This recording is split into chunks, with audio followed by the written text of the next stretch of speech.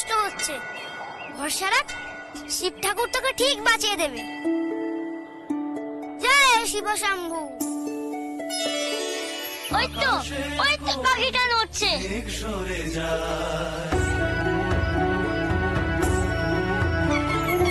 আকাশের কোণে মেঘ সরে যায়, জাগলে চন্দ্রশেখর। কি মজা কি মজা, আমার বিয়ে হবে। আমি কিন্তু পালকি চড়ে বিয়ে করতে যাব বাবা। লোকনাথ আজ কি বললো? গুরুদেবের কথা ভুল প্রমাণ করবে না কেউ,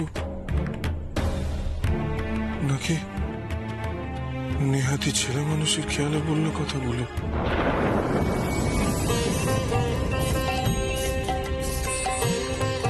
কি বাঁচান বেঁচে গেছে কাল ছেলেটা। ভগবানের অপার মহিমা, ছেলেটাকে জঙ্গল থেকে ফিরিয়ে এনেছে। যদি কিছু হয়ে যেত কি বিপদ হতো বল দেখি। হ্যাঁ,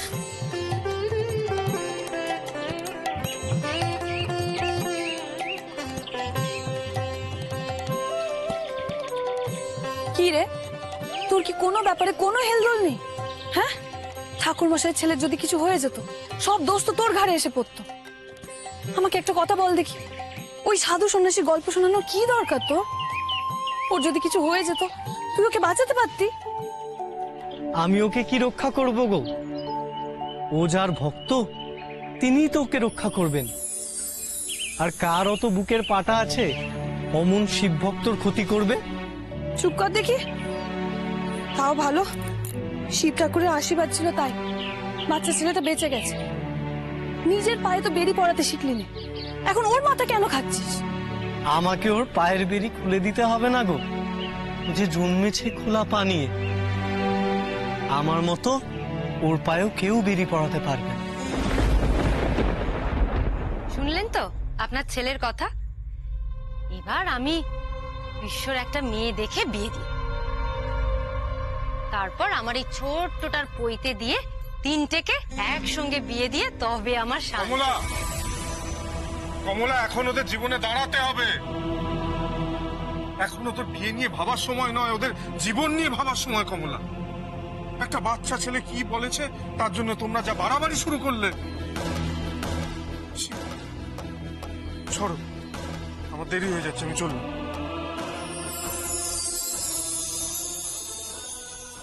দিদি, তুমি বট ঠাকুরের কথা অত মাথায় নিও নি। আচ্ছা তুমি বলো, কবে কোন সংসারে বাপ তার ছেলের বিয়ে নিয়ে এত মাথা ঘামিয়েছে? তোমার বড় ছেলের বিয়ে হবে, আমরা দেব। এই তো সেদিন সুধা বলছিল কোথায় কোন এক মেয়েকে দেখেছে তোমার বড় ছেলের জন্য। তাই সত্যি বলছো? হ্যাঁ গো সত্যি। তুমি ওকে একদিন দেখে সুধাও কর। না না থাক, আমি বরং একদিন ওকে ডেকে আনবো। মা, সুধা দিদিকে ডাকবে মা? আমি গিয়ে ডেকে এনে দিই। না থাক, তোমার আর গিয়ে কাজ নেই বাবা। সুধা দিদি বোধহয় আমার জন্য প্রসাদ থেকে অপেক্ষা করছে। যাই না মা? তুই না গেলেও সুধা দিদি তোর জন্য ঠিক প্রসাদ তুলে রাখবে। না গো মা, সেই দিন এসেছে না, সব মিষ্টি খেয়ে নিতে পারে, কোনো বিশ্বাস নেই। গেলাম না বলে হয়তো পেলামই না। তোকে নিয়ে না আমি সত্যি আর পারবো না। যা, কিন্তু একদম দেরি করবি না, তাড়াতাড়ি চলে আসবো। আমি যাব আর আসবো। না না, একদম না। তুই যদি ভেবে থাকিস তুই আবার পালিয়ে যাবি, তা কিন্তু এবারে হবে না, আমি এই বলে দিলুম। আমার একটা কথা বল, আমাদের জন্য তোর মন টানে নে? এই গায়ের জন্য তোর মন টানে নে? মন না টানলে কি ফিরতাম দিদি? কিন্তু আমার আসল মন যে কেষ্ট ঠাকুর নিয়ে বসে আছে গো, তারই নামে তো পাগল হয়ে ছুটে ছুটে বেড়াই। যত ভাবি এই তাকে ধরতে পারবো। তাকে ধরতে পারোনি গো দিনু দাদা? লোকনাথ, কি রে তুই আবার এসেছিস? বাপ মাকে একটু শান্তিতে থাকতে দিবি না? প্রসাদ নিতে এসেছিলাম গো। একটুও কি প্রসাদ লিখেছো না সব দিনু দাদাকে দিয়ে দিয়েছো? তোর জন্য রাখবো না তা হতে পারে? তুই দাঁড়া, আমি নিয়ে আসছি।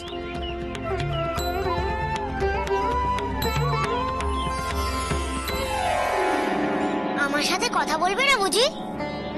যে আমার কথা শোনে না আমি তার সাথে কথা কই না। এমন বাঁধনে বাঁধবো না তোমায়, দেখবে আর কখনো ছাড়াতে পারবে না।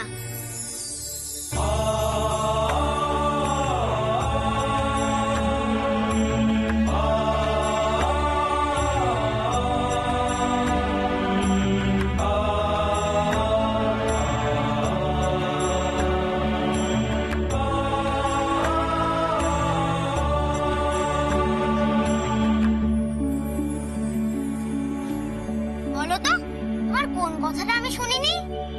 জঙ্গলে যেতে মানা করেছিলাম, গেছিলে কেন তাও? সে তো সন্ন্যাসী দেখালো, সামলাতে পারলাম না গো, তাই তো যেতে হলো। আহা হা হা, তুমি জঙ্গলে গেলে আর এদিকে অন্য সবাই যে আমাকে দোষী ভাবছিল তার বেলা। আমি তো মাকে বললাম যে দোষ কারণ নয়, সব দোষ আমার। এরপরেও দেখি কে তোমায় কি বলে। আচ্ছা, অনেক হয়েছে, আর বেশি কথা বলতে হবে না। এই নে ধর। কিরে, ওর আবার কি হলো? কিচ্ছু না গো, রাগ করেছে দিনু দাদা। দাও আমাকে, দাও ওর প্রসাদটা, আমি খাইয়ে দিচ্ছি।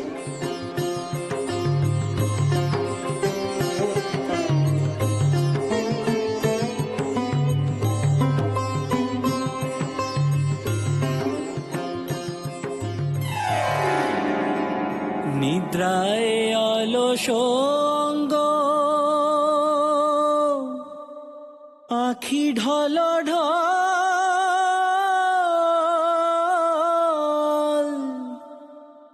হেলিয়া ঢলিয়া পড়ে রায়ের কোলে প্রভাতে গোবিন্দ নাম বল বদনে জয় রাধে জয়। এবার আমিও দেখি যে ভালোবাসা তোকে বেঁধেছে লোকনাথ, তাকে ছেড়ে পালাস কিভাবে। জয় রাধে গোবিন্দ।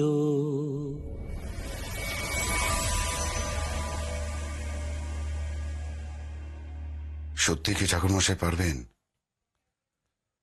লোকনাথকে ঈশ্বরের উদ্দেশ্যে ছেড়ে দিতে? তাও তো কমলার আরো 3 জন সন্তান রয়েছে। লোকনাথ যদি এই সংসার ছেড়ে চলেও যায়, সেই দুঃখ কিছুটা হলেও বাকি 3 জন হয়তো মেটাতে পারবে। কিন্তু আমার মিছে মিছে দোষ দিও না বড়। দোষ যদি কারোর থাকে সে সম্পূর্ণরূপেই আমার। দেখলে না, দ্বিতীয়বার তো বিবাহ করলাম, কই ফল তো কিছুই পেলাম না। আপনি ফল পাবেনই। আমি যাই, ঠাকুর মশাইয়ের আসার সময় হয়ে গেল, ঠাকুর ঘরটা সাজিয়ে আসি।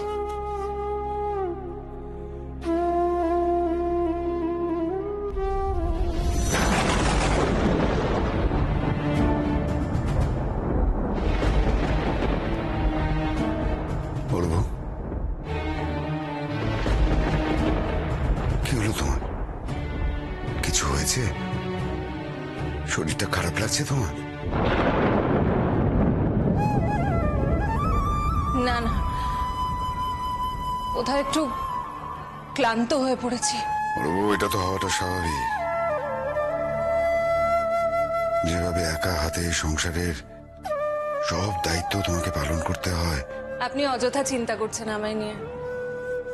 আসলে বেশ কয়েকদিন ধরেই মনটা বড় অস্থির হয়ে রয়েছে, তাই ভাবছিলাম যদি কয়েকটা দিন একটু আমার বাপের বাড়ি থেকে ঘুরে আসতাম।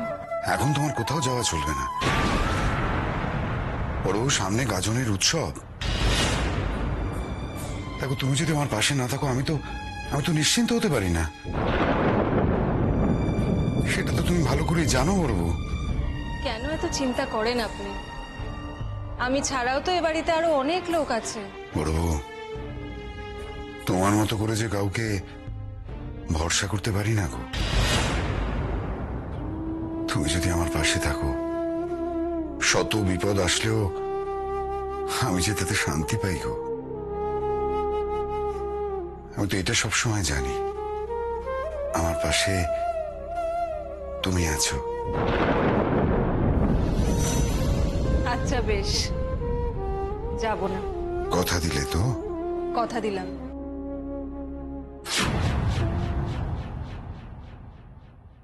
নবাবের লোক এসেছে, আপনার সাক্ষাৎ প্রার্থী। নবাবের লোক এমন অসময়? আপনি যান না বসে, আমি আসছি। জ্যাকে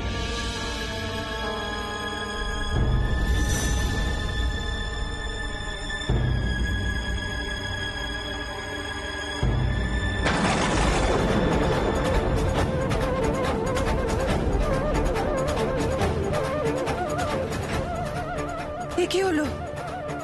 ঠাকুরের ছবি এইভাবে পড়ে গেল। এ আবার কোনো অশুভ ইঙ্গিত নয় তো?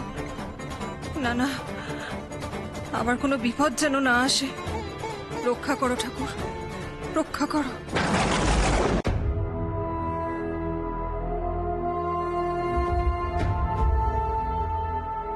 নবাব এই ফরমানটা পাঠিয়েছেন আপনার উদ্দেশ্যে। পরের টাকা বাকি থাকায় তিনি এই ফরমান পাঠাতে বাধ্য হয়েছেন। তিনি এর উত্তরেরও অপেক্ষায় থাকবেন বলে জানিয়েছেন। আমি বুঝতে পারলাম না, নবাব হঠাৎ আমার উপর থেকে ভরসা হারালেন কিভাবে? প্রতি বছর যেভাবে নবাবের কোষাগারে কর জমা পড়ে, এবছরও ঠিক সেভাবেই কর নবাবের কোষাগারে জমা পড়বে। আপনার প্রতি নবাবের সেই বিশ্বাস রয়েছে জমিদার মশাই, এই সম্পর্কে আপনি নিশ্চিত থাকতে পারেন। তবে এই ফরমানের কারণ কি? জমিদার মশাইয়ের হয়তো স্মরণে নেই, গত বছর করের অর্ধেক অর্থ জমা করেছিলেন, আর বাকি অর্থ এখনো জমা পড়েনি। এদিকে এই বছর কর জমা দেবার সময় এসে গিয়েছে, সেই কথা স্মরণ করিয়ে দেবার অভিপ্রায়ই হয়তো। দেখুন, আমি জানি গত বছর সম্পূর্ণ কর জমা পড়েনি, তার কারণ ছিল অনাবৃষ্টি। আর এবছরও শীতে অনাবৃষ্টির কারণে রবি শস্যের ফসল হয়নি। প্রজারা খাজনা দেবে কিভাবে?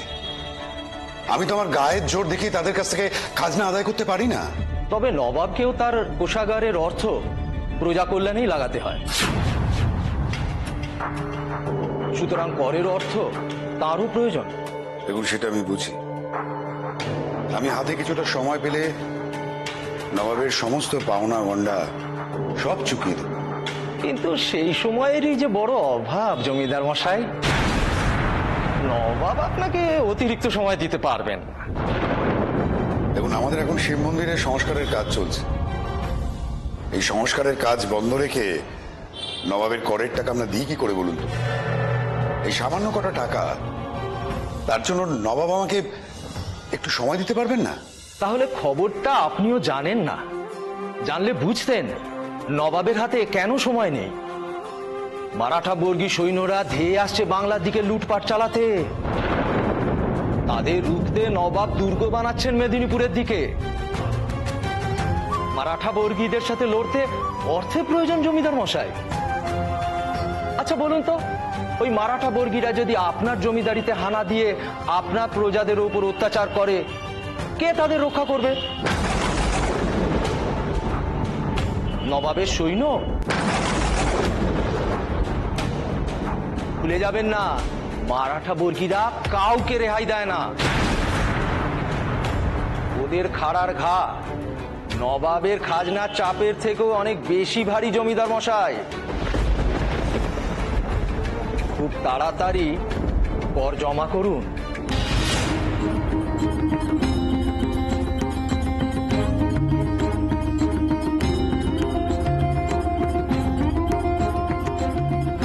মশাই, আগে আপনি এখনই নবাবকে একটা পত্র লিখুন। পত্রে এই কথা উল্লেখ করবেন, গাজন উৎসবের পর আমার 3 মাস সময় চাই। তারপর আমি নবাবের সমস্ত কর শোধ করে দেব। আচ্ছা, সে তো ঠিক আছে, কিন্তু তাতেও যদি না মানে? মানবে, মানবে না মশাই। আমি ঈশ্বরের উপরে বিশ্বাস রাখি না মশাই। তিনি নিশ্চয়ই আমাকে বিপদের হাত থেকে রক্ষা করবেন।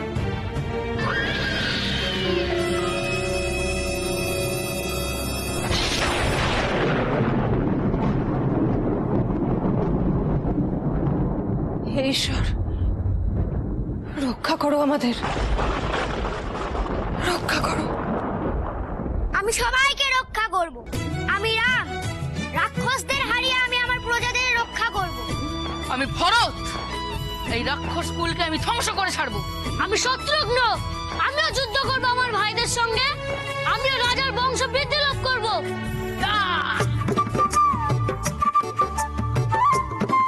ওমা, এ কি ভর দুপুরে কি করছিস তোরা? ছি ছি ছি, বামুনের ছেলে হয়ে কেমন খেলা, ফেল ওগুলো। বউ দিদি, ও বউ দিদি, বাইরে এসে দেখো তোমার ছেলেরা যুদ্ধ করছে। ওমা, কে আবার যুদ্ধ? কি রে, হ্যাঁ? বামুনের ছেলে হয়ে তোরা কি শুরু করেছিস বল দেখি? যুদ্ধ করছিস? দেখ দে বলছি। কেন বামুনের ছেলেরা যুদ্ধ করে না? রাম তো করেছিলেন। তোর খালি মুখে মুখে কথা না, হ্যাঁ? যা শিগগির স্নানে যা। মা বলছি, দাদা তো এখনো আসেনি গো, ততক্ষণ একটু খেলতে দাও না মা। একদম না, দাদা বাবার সঙ্গে পুজো করতে গেছে, ফিরতে এখন ঢের দেরি।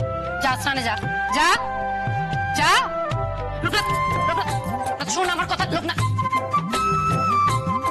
একটু দুষ্টুমি বেড়েছে তোর আজকাল না? হ্যাঁ, দে দে ওটা। বাবা, কি দোষী তোমার ছেলে গো। আচার্য ঠাকুর যে কি করে বলেন, ও একদিন। তোর কথা ছাড়ো তো। আচ্ছা সুধা, তোমাকে যে বিসর্জনে একটা মেয়ে দেখতে বললাম, সে তো খোঁজ করছি গো দিদি। তবে তোমার এত তারা কিসে না? সবে তো জ্যৈষ্ঠ মাস পড়লো, তুমি কি এখনই বিয়ে দেবে নাকি? ঠিক বলেছিস যে সুধা, বিয়ে যদি হয় তো অজ্ঞানই হবে। এই দেখ না, বিশ্বটা তো সবে যজমানি শুরু করলো, একটু তো হাতটা পাকাতে দিবি নাকি? ও কাজ করতে করতে হাত ঠিক পেকে যাবে। মা, তুমি আমার বিয়ে দেওয়ার জন্য এত উঠে পড়ে কেন লেগেছো বলো তো? এক্ষুনি আমার বিয়ে দেওয়ার কি দরকার? দরকার আছে, সংসারে আমার হাতে হাতে কাজ করার জন্য দরকার আছে।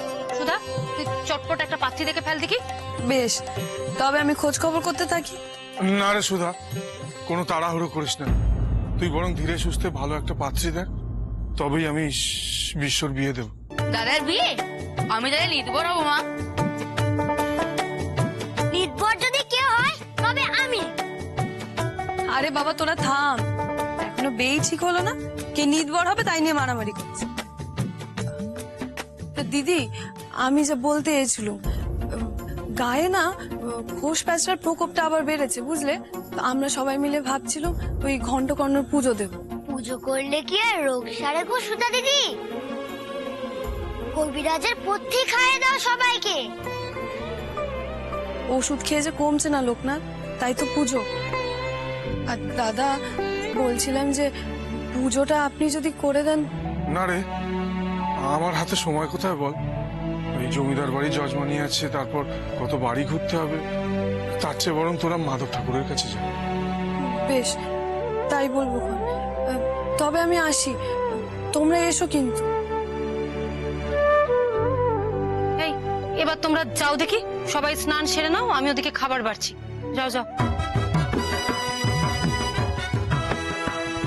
তবে কাল ঘণ্টকর্ণ পুজো। এই শুনলি তো দাদা? হ্যাঁ শুনলাম। আর দাদা তোর কি রে? শোন শোন,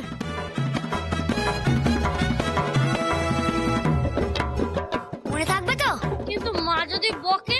বেশ, তবে গোটা গোটা ফলগুলো আমিই খাবো, তোরা চেয়ে চেয়ে দেখিস। গৌরী, একদম ওর কথায় কান দিবি না। মা আমাদেরকে ওসব এমনিই খাওয়াবে, সে যে ওর কথা শুনতে গিয়ে মার কাছে মার খেয়ে মরতে হবে। চল চল চল। ও, তবে শুনলে না? বেনি আর গোপাল তো আমার কথা নিশ্চয়ই শুনবে। সারাটা দিন ধরে শুধু লোকনাথ লোকনাথ আর লোকনাথ করে চলেছে। আরে বেনি, ওই লোকনাথ কি এবার তোর ভগবান হয়ে উঠেছে? লোকনাথ আমার ভগবান নয়, লোকনাথ নিজে ভগবান। বিশ্বাস হচ্ছে না তো?